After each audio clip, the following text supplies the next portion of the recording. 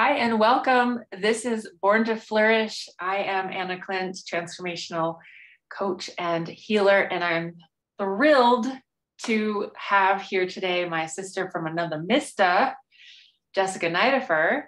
Jessica has been studying and practicing energy work and sound healing since 2007.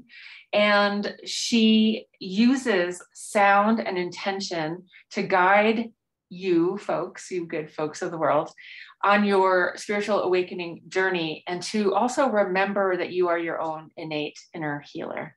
So welcome, Jessica. Hi, Anna. Thank you so much for having me here today. Yeah, I'm excited. I love Me talking too. to you. We I always have know. fun. I know. And now we're like kind of closer to each other now that you're in New Mexico and I'm in Texas. Yeah, we're doing these yo-yo things, Bay Area and then New Mexico, and now Yeah, you went to Texas, and now we're seeing where all these things are leading. So I yeah. know. I felt like I was too far away from you. I had to move closer. Yeah, that's right. I'm sure that's what it was. You're funny. It was part of it. Absolutely part of it. Yeah, great. Well, good. And I'm glad you didn't have resistance to moving, because it got you into a whole new Ah, space. But yeah. no, you and I have been talking about resistance lately in our off-camera conversations. And so we thought, why don't we record this? Like, and talk about resistance? Because clearly you're the only one who ever has to deal with resistance in your life. Yeah, totally. I really felt like that was something that was like the hardest thing at the beginning when at the beginning of the year when I felt the urge to move and I heard the voice in my head say, "Hey, how about moving to Texas? How about going there?" And I was like, no, I don't want to do that. And it was very persistent. And it's that inner voice, that it's not the Mhm. screaming voices in your head. It's that very clear voice that comes through and you feel and you go, oh, I should really consider that. That would be beneficial for me. And then 7 weeks later, I was living in Austin, Texas. Um, it's lucky that the universe did not give me a chance to think, because if it had, I would still be in San Jose, Yeah. working getting an admin job and figuring out like how I was going to pay my bills and survive and really just not be happy. And I'm really happy that I listened to the voice because I've been here for almost 6 months now. And since I said yes, and since I moved here, the universe has said yes and has Yeah. provided everything that I've needed. Beautiful. And didn't your housing situation fall apart too in San Jose? Like, if you had stayed in resistance, like, you would have really been like SOL. Yes, it was really funny because I was here. I actually had booked my ticket for the end of February. I found this ticket for like $160 round trip from San Jose to Austin, like unheard of. And I booked it and I was like, okay, cool. That's when I'm going to go. We'll figure it out then. And I went in like maybe a week later to go get a massage with our friend Cheryl at Samadhi. And at the end of the session, she looked at me and she's like, "How are you feeling?" And I said, "Well, I feel like I need to go to Texas." And she's like, "Yeah, you need to go like now." And I was like, "Yeah, like this weekend." So I begrudgingly like changed the flight. I had to pay like $500 to change everything and go. And by the end of the 5 days, I had given my notice at my house back in San Jose and I had rented an apartment. Like they called me when I was on the way to the terminal to go back home and said, "Hey, you have the apartment." And I was like, "Oh shit just got real. Like I'm moving to Texas." Okay. So I get back home, my landlords know obviously that I'm moving, and then they call us and say, "Hey, by the way, we're putting the house on the market for sale. Right. You all have to move out anyways." And I was like, "Well, What? I know I'm moving." Right. Oh, okay. Yeah. Sorry, roommates, not sorry. But let's figure that out. And then it was just this like big, huge drama that unfolded after I got home. And I was really happy just to sell my stuff and just get in my car and leave after Yeah. that. Yeah. So it was really helpful that the universe again like pushed me, even though I was resistant. It was really pushing me in a kind and gentle way, even though at the time it did not feel that way. We talk a lot about resistance, right? Like with our clients, it comes up a lot. What does resistance actually feel like? Like, how do you spot yourself in resistance?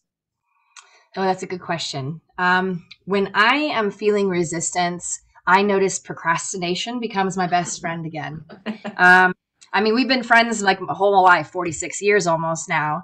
And I notice it becomes very, very friendly and very loud and very present in my brain and in my body. And I'll feel my body even tense up, and I will feel just feelings of frustration and feelings of what I think would be confusion in my mind, but it's really the mind saying I'm confused when I'm really not. I know the answer. I'm just not acting in alignment with what I'm feeling. Yeah. So I pay attention when that procrastination friend comes up and Yeah. says, "Hey, how about we not do that today?" Mm-hmm.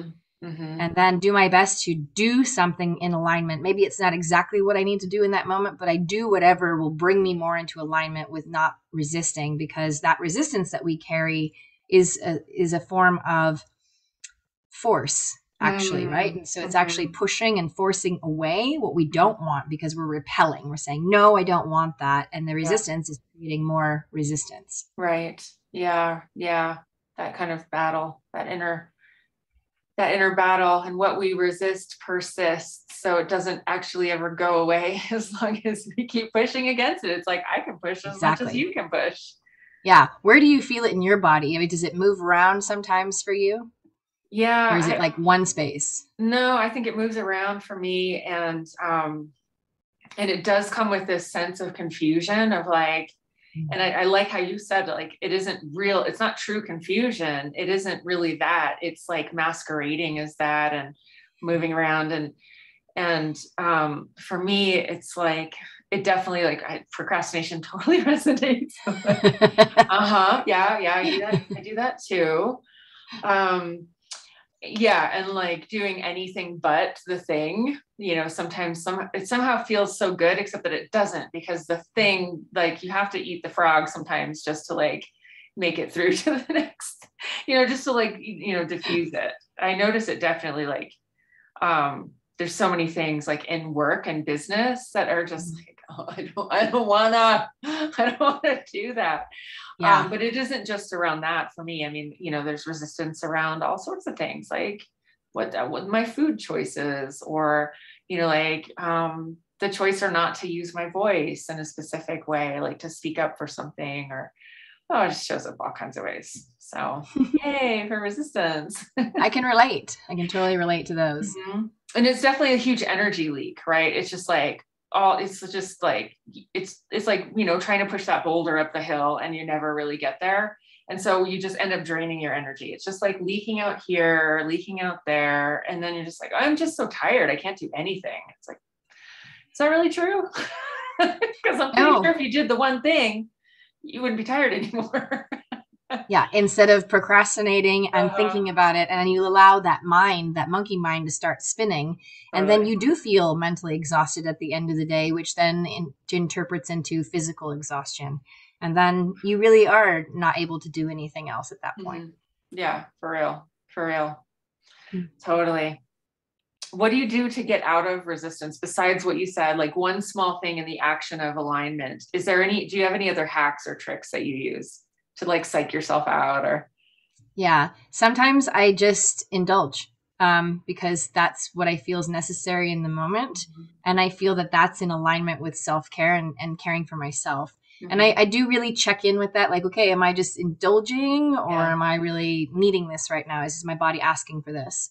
And right. sometimes it's not. Sometimes I just give in because that's human. And Yeah. that's why we're here too, to experience that, and Right. to also, allow any feelings of disappointment we might be feeling, or guilt or shame we might be feeling, to come up, because that's usually an opportunity for us to see what we're holding on to on an even deeper level. Yeah. So that happens sometimes. And then other times when I see it, it's like, I feel like I get like this rush of energy, and then I just like do all this stuff really, Mm-hmm. really quick. And then Mm-hmm. I feel everything around me start to swirl, and I Yeah, feel this focus come in. And totally. I realize, like, okay, cool. Now let's take a break. And then just let myself marinate in that for a bit, and really feel into it, because it's all new stuff, right? Mm-hmm. Like, we're not learning anything new, and we're remembering these wonderful gifts that we have, and the wonderful information and wisdom that's coming through each of our channels. Mm-hmm. So when we do take the moment to listen, we're also honoring that channel Mm-hmm. opening and Mm-hmm. allowing the information to come through without resistance. Yeah. Yeah, absolutely. And then acting. You have to act in alignment and make an effort. And that sometimes, that action sometimes is rest. Yeah, totally. Non-action. Hmm. Disguised action disguises non-action. Yes, exactly. Totally. Yeah.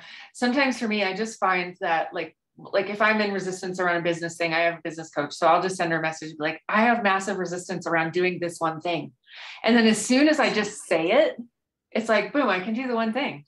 It's like Hmm. you have to like, it's just like owning, okay, I've been feeling super resistant. I don't want to do this one thing. Yeah. And then as soon as I say that, I'm fine to do the thing. And I do the thing. And I'm like, that wasn't hard. Was I Yeah. making that so hard? It wasn't hard at all. It actually was kind of fun or exciting or like whatever. And, so, in other ways, like just like owning, if it isn't with my business coach, I don't tell her other stuff, but, just like calling someone up, like Jessica, I'm feeling really resistant about this thing or whatever, and that just poof, it's like you just like take the plug out of the resistance pool and it just drains out when you actually name the thing. So that's one thing that works for me. That's one of my Yeah. The accountability, right? Finding that Mhm. person that I'm Definitely. finding lately, I'm being asked to really pay attention to who I'm surrounding myself with. Sure. Um, because I came to Texas, 6 months ago, uh, really only knowing like two people, like an acquaintance. I really didn't know anybody out here. And I had lived in San Jose for 45 years, right? So I totally had like this clean slate and then this brand new chapter in Yeah. my life. It was like I had chapter one as Jessica in San Jose, and now we're on chapter two. It's like midway point in the human life. And I'm just like, well, wow, this is a new feeling. Like this is really strange, and I'm not quite sure what to do with it. And at the same time, I know exactly what to do with it when I really feel into it. Mm-hmm. So it was all about, making community and reaching out and just starting to listen a little bit more. Um, and and allowing myself to pay attention Mm-hmm. to the people that were in my field, because I was starting to notice old patterns of relationships Mm-hmm. coming in Mm-hmm. and noticing that it was bringing my energy down, or I was going down with their energy because they were not in the same space as me Yeah. awareness wise. And it's not that it's better or worse. We just were having different awarenesses and a different frequency, and it was not aligned, and there was a lot of dissonance and a lot of disharmony, and I started to feel that coming into what I was wanting to create for myself, Right. and still not seeing that it would be beneficial for me to let these people go, or to remove them from my experience, or to remove myself from the experience with that person. And so the last couple of months have been really clear to me to say, okay, great. Hey, this person said no. How about we just move on to like one of the other 8 billion people on the planet that might want to work with me or feels more in alignment with what I want to do and what I want to create. And that still was hard for my brain to wrap itself around, because my brain says, but this is what we've done for 45 years. We have taken care of others. We have nurtured others. We do this for a living. Like, this is our purpose. And it's like, yes. And Mm-hmm. if they don't want it, now we're creating more resistance because we're Mm-hmm. forcing. Yeah. And is that really what we want in our life? And so it Right. was creating all this resistance to what I really wanted to come down the channel for me. Right. Right. Yeah, absolutely. Nothing like a change of scenery to show you all the old ways, Yeah. and it's this choice point, right? It's like you have a choice to recreate your past in this new environment. And some of your past is awesome and amazing, and some of it isn't. And it's like, what are you going to choose? So that's beautiful. Beautiful Yeah. mirror. It's been hard. It has felt so hard at some points, and really just going like within and like, this is the same shit as it was in San Jose. And it was like, well, wherever you go, there you are. There you are. So you might want to pay attention to your energy and stop pointing that finger out. And I was like, ugh, So, okay. Okay. I hear you. yes. Who am I being right Thanks. now? Mm-hmm. Yes. Totally. Yeah. Totally. Yeah. That's the title of the next book. The art of being, fill Uh, in the blank. What are uh-huh. you being in this moment? Who Mm-hmm. are you in this moment? What energy are you projecting out? What are you being? Is it Yeah. anger? Is it happiness? Is it joy? Is it frustration? It's Yeah. what you're being. Own it. Absolutely. Yeah. Absolutely. Yeah. I love it. So one thing that I love talking to people about is their journey to spiritual awakening. I would love to hear on the record from you what that was like for you. And it's an unfolding and an ongoing process, but I'm curious, like, if there was a before and an after, or if there was a defining moment, or because it's so different for different people. Curious how it was for you. Yeah. I wrote about it actually. I'm gonna hold up my book right now. Oh, nice. The Little Book of Here's Tools. Yes. This is my first book. The second one is started on my computer. It's a bunch of Okay. different Word documents at the moment. Nice. But in the book I describe, it was really important for me to share the moment that I had a very clear awareness that I was going to be doing energy work, and that was my purpose and is my purpose here. I was 31, and I had just been introduced to Reiki in this massage session that I was doing. And I didn't know what it was. She asked me if I wanted to do 15 minutes of Reiki for free at the end of my massage. And I said, "What's that?" And she said, "Well, you're just going to relax and I'm going to place my hands on the different energy centers of your body." And I said, "Okay, cool." And I was laying there on the table face up, and she put her hands on my head, and I could feel a vibration and a warmth starting. And then when she got to my heart, I proceeded to leave my body. Mm-hmm. And I was floating up above at the ceiling, like floating like Superwoman, like looking down. Mm-hmm. And I was watching this woman with her hands on my chest on this massage table. And I just observed, and I thought, wow, that's interesting, because I'd never experienced leaving my body before like that. And so I observed, and I blinked my eyes from the observer form of me above. And as I blinked and opened them again, the picture below turned into like a black and white X-ray screen. And I could see just the picture of my chest now. And I could see my rib cage, and I could see my heart in my chest. And I could see a big lock over my chest in the X-ray. And then when I became aware of it, it shattered into a million pieces, and my rib cage opened up, and this little cartoon heart with wings and a smile flew out of my chest. And I returned to my body, and now with my eyes closed, I was seeing this heart floating above me, smiling and laughing. And I heard the words in my head in a man's voice, "You are free." Mm-hmm. And it was only her and I in the entire building. Mm-hmm. And I thought, wow, that's interesting. I don't know what that means. And then I started to see this like slideshow in my head of all the times I had been ill or in pain from the time I was 5 until 31 at that moment.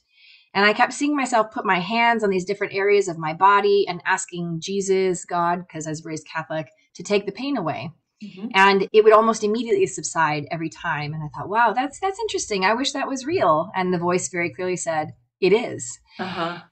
And I thought, whoa, I really don't know what that means. And basically, I had the feeling after that was like, the message was keep your day job because that pays your bills, and financially responsible is loving yourself. And start studying, start understanding what this is for you, and do your best to remember your gifts and start to share them as you feel comfortable to. Mm-hmm. And so then at the end of the session, I opened my eyes and I asked the woman who was working on me if she could mentor me and teach me. And so I started working with her, and then just people started to show up, right? When the student is ready, the teacher arrives, and they bring all the information you're looking for, and then guide you to the next after that. Mm-hmm. Absolutely. That's awesome. That's powerful. So that was it right there on the table, was that defining moment. Uh-huh. Yeah. I had other experiences when I was younger with unseen energies. Mm-hmm. I could feel them, and I could hear them sometimes, and it was more scary for me. So I shut that all down at a very young age. But at that moment, I realized it was safe to venture into that again. Mm-hmm. That's It was powerful. also interesting though, because I was also introduced to ecstasy, the drug, the same time I was introduced to Reiki, and that was like a journey of 3 years of partying, and getting the rest of that out of my system because that's what I knew. And still like connecting in with that Reiki energy as well. Like I would be a weekend warrior and go party on the weekend, and then Monday through Friday afternoon, I would, do energy work on myself or work with others and do massage. And at some point it wasn't a choice anymore. It was a knowing like, hey, you can party the rest of your life and have fun. That's totally an option. Mm-hmm. Or you can step into your purpose and your power. Mm-hmm. You can't do both. Mm-hmm. So what do you want? Mm-hmm. And I chose, Mm-hmm. sound healing and energy work and supporting people on their journey of remembering who they are. Yeah, that's powerful. There's some kind of like interesting parallels though between like an ecstasy trip and, like a peak spiritual experience too. Yeah. It's kind of interesting. I'm kind of fascinated by that, like that kind of parallel journey that you're describing where you're having these spiritual, like kind of peak spiritual experiences during the week. And then like having these other like, altered state, but also kind of peak experiences, and the commonality of like that feeling of love and connectedness that ecstasy can engender, but also that energy healing. You like when you're in it, man, and when spirit is moving through you and you're really tuned in, it's like its own powerful drug in its own kind of way. That's fascinating. Yeah, it was definitely I will say it my brain would say it was confusing at first to choose because both felt very similar. Yeah. Because when I am in that space where I am a clear and perfect channel of love and healing energy, that's my intention, I'm connecting in with someone or just myself, there is that euphoric feeling and there is that release of serotonin and oxytocin and all of those lovely endorphins, and without the come down. That's the great part. Like that was really what started to convince my brain at some point that, hey, this energy work stuff is better than popping a pill or smoking something because you don't feel like shit afterwards. Mm-hmm. Your body is not being damaged. You're not harming your lungs or your heart or your tissues and muscles, Right, exactly. And that started to be more important because then I started to love myself more too and care for myself more as I started to see others on their healing journey. Right. Yeah, that's such an interesting component of it, of doing this work. Don't you think? Like when it's like we're here doing this deep healing, guiding work with people, and they think that that it's all about them. And we're like, but you actually have no idea like how much I get out of this practice. Yes. Yeah. The beautiful mirrors that each client, each person is, because I learn something new in every single session. I have a new virtual client who is out in California. He is, engineer type, and he's very, mental, analytical thinker, and figures shit out. And I thought at first, well, I don't know, maybe I'm not the person to help him. Maybe we're not that right fit. And then the more I talked to him and the more we connected, I started to realize that there was more along the lines of like working through the anger, the pattern of anger and the pattern of asking for help and feeling vulnerable, which is really, what a lot of us are tapping into anyways, that vulnerability. Mm-hmm. I thought, okay, well, let's come back to that little story in my brain that might be saying like, who are you to tell this guy or share with him how to heal? What do you know? Mm-hmm. And it's like, well, actually I know a lot about, managing my anger and having and being an observer and being able to process that as I'm in the moment where I really want to punch somebody in the face in my mind and not do that, and also be able to quell that as I am still connecting in with the person, even though in the moment that can be triggered. And that really helps me to see where they're at and to know how far to push or to release. Absolutely. Yeah. Anything that I've suffered with for 10,000 hours or more, I say I'm an expert at. So I'm totally an expert at anger. Yes. Yeah, totally. Oh my gosh. Yeah. And so what are some of the, trying to think of a really good question, but I just want to ask you like 100 different questions in different directions. I could talk to you for hours here. I know, and we will. We're going to do this again anyway. But okay, so people are waking up right now, right? This is happening. Like we're seeing this, like we can feel it energetically because, some of us are really sensitive to that kind of stuff. But you can also kind of like witness it, conversations, people, the kind of conversations that people are having are astounding now. I'm like, this is like really happening in like regular life. Like, Yeah. this is amazing. But so for people who are starting to wake up and, I don't know, like what do you tell people that come to you? Yeah, I love that. I do my best to share whatever's coming through for me, like in that moment, and during like that week. Like there's usually something Yeah. that will come up, and whoever I end up working with that week, it's usually in alignment with it. Yeah. So like I don't have to think about it too much. It's Yeah. it's like, oh well, I had this experience this week, and this might be relatable for you. Right. Um, what I do say a lot of the time is I remind people like, hey, there's no right or wrong way to experience being human, Mhm. and I don't know more or less than you. I know different things than you, and when I speak with you, I'm learning something too. So it's best not to put anybody on a pedestal or think that they're better or know more, because it's not true. It's simply not true. Yeah. And that also helps, ego to stand down a bit and allow our self-esteem to come up, because we're not worried about, being dumb or less smart than someone else, because that's not a true story either. Those are just labels. Yeah. And each person, like, if you want to go back to, like, village times and tribes, like, everyone had a purpose. Even the quote village idiot had a purpose. Mhm. And even the person that didn't contribute to the tribe had a purpose to teach people, like, how to do something different. Or maybe that person was there to teach them how to rest because Mhm. other people didn't know how to rest. So who am I to judge whatever that person's purpose or potential is, right? Yeah, absolutely. I love that. And taking the ego out of it. Yeah, Yeah, this because that ego is tricky. I hadn't noticed. Yeah.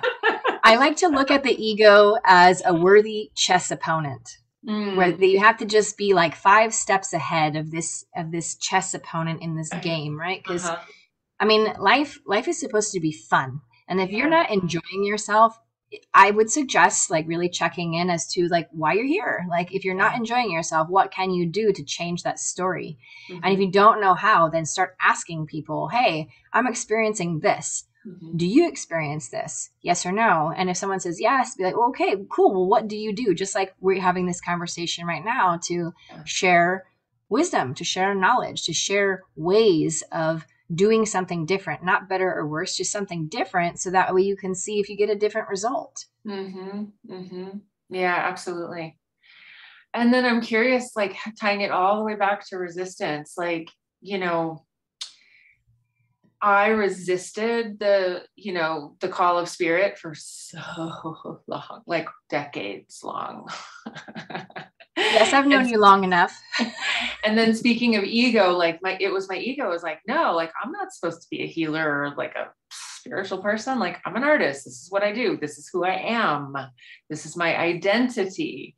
Mm-hmm. And I had so much resistance to heeding that call to purpose, even though like it was such an empty existence. Even on the outside, it didn't look empty at all. Like I was doing my thing and just really going for it in the art world and all of this stuff the best that I could. It was empty and hollow, because I wasn't really stepping fully into that purpose piece and really fully owning like all the facets of myself. There's so much resistance and the ego was so terrified.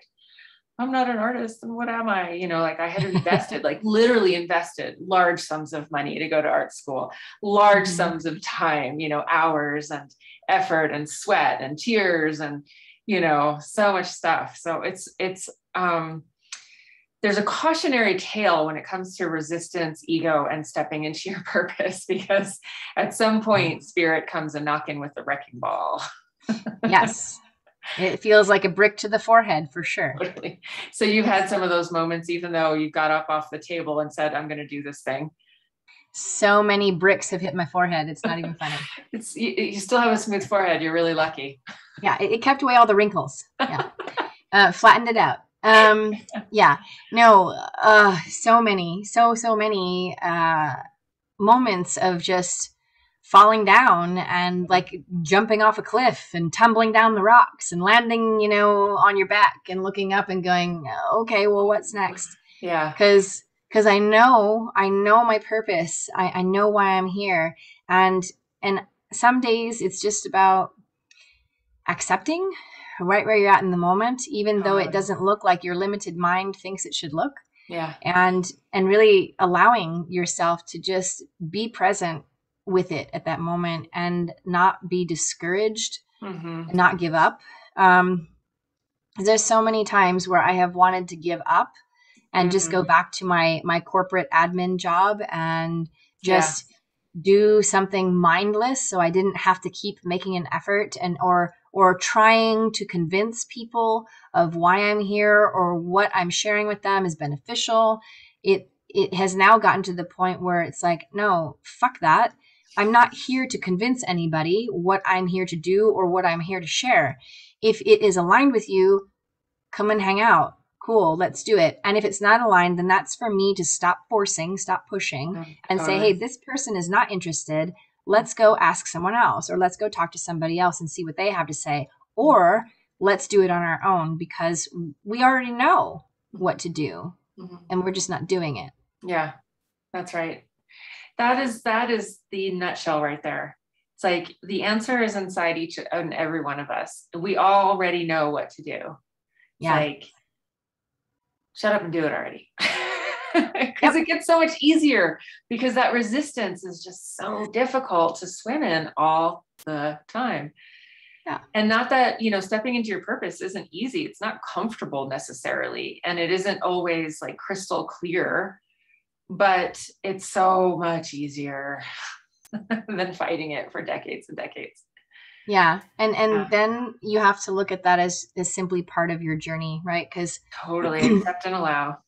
Yeah, because time doesn't really exist only in this space where we experience being a human. But otherwise, like we have many experiences in many forms and different aspects of ourself. So, and I would even say our selves, right? How many selves do we have or have we had or that are occurring right now simultaneously, past, present, and future? And what timeline am I tapping into today to pull information to support me here or for them to get support there, wherever they're at? Or wherever my 5-year-old is at this point and whatever support she needs and to integrate her back into this space and time.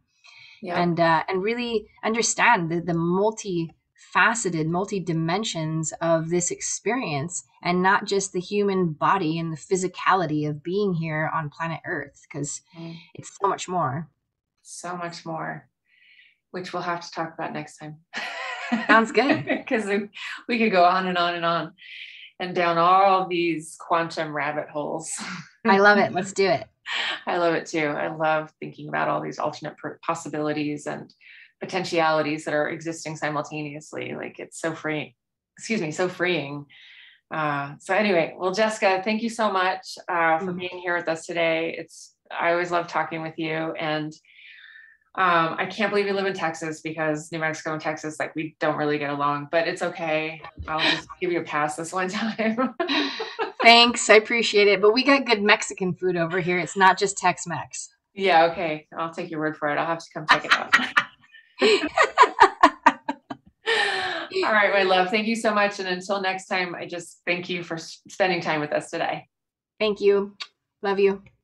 Love you too.